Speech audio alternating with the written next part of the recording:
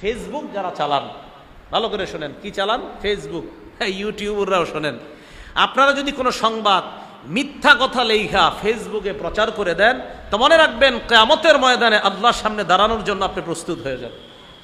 ফেসবুকে আপনি একটা কথা বানিয়ে মিথ্যা কথা আপনি লিখে দিলেন। সহিহ বুখারী খোলেন, ৭০৪৭ নম্বর হাদিস।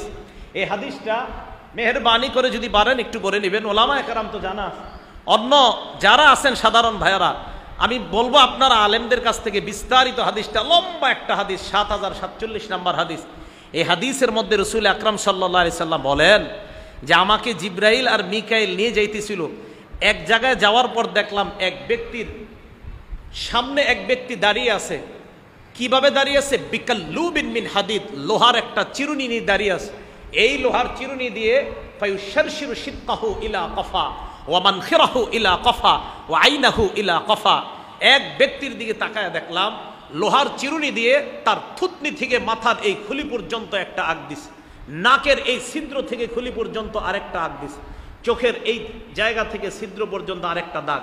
উনি এবার এই পাশে গেছে, যাওয়ার পর আবার এখান থেকে আরেকটা দাগ, আবার এখান থেকে আরেকটা, আবার এখান থেকে আরেকটা।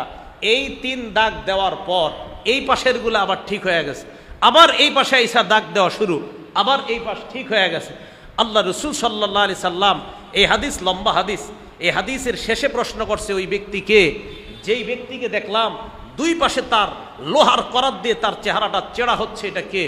ফেরেশতা 2 জন জবাব দিলেন, ইয়া রাসূলুল্লাহ, এই ব্যক্তি সেই ব্যক্তি যে মিথ্যা ছড়ানোর পর সমাজের মধ্যে, দেশের মধ্যে, রাষ্ট্রের মধ্যে এই মিথ্যা ছড়ায়া গেছে, আর তার এই মিথ্যাটাকে মানুষ সত্য বলে মেনে নিয়েছে। এই ব্যক্তিকে কিয়ামত পর্যন্ত লোহার করাত দিয়ে তার মুখ এইভাবে চেরা হবে।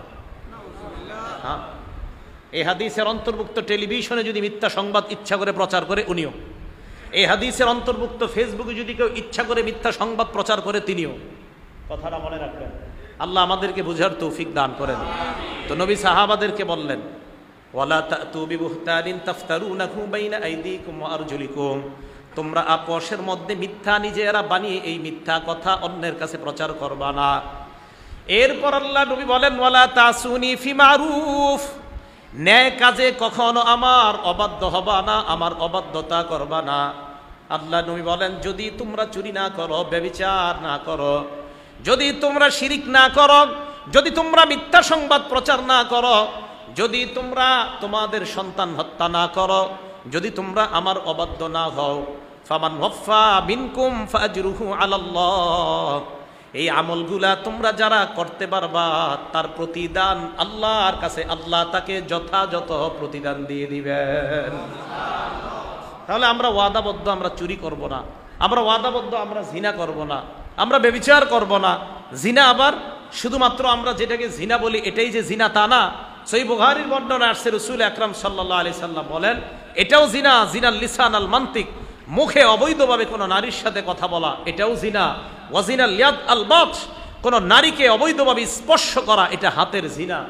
তো প্রিয় মুসলমান ভাইয়ারা, জিনা এটাও অন্তর্ভুক্ত, যে একজন নারীর সাথে আপনি মোবাইলে অবৈধভাবে কথা বললেন, এটাও আপনার জিনার অন্তর্ভুক্ত হবে।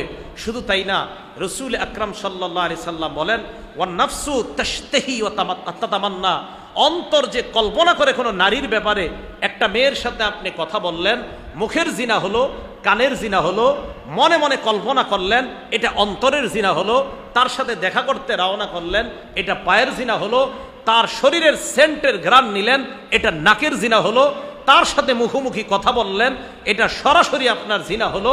এক পর্যায়ে আল ফারজু ইউসাদ্দিকুহু আও ইউকাযযিব, আসল ব্যভিচার যেটা, লজ্জাস্থানের ওই ব্যভিচারের মধ্যে শয়তান কোনোভাবে না কোনোভাবে লিপ্ত করাই দেয়।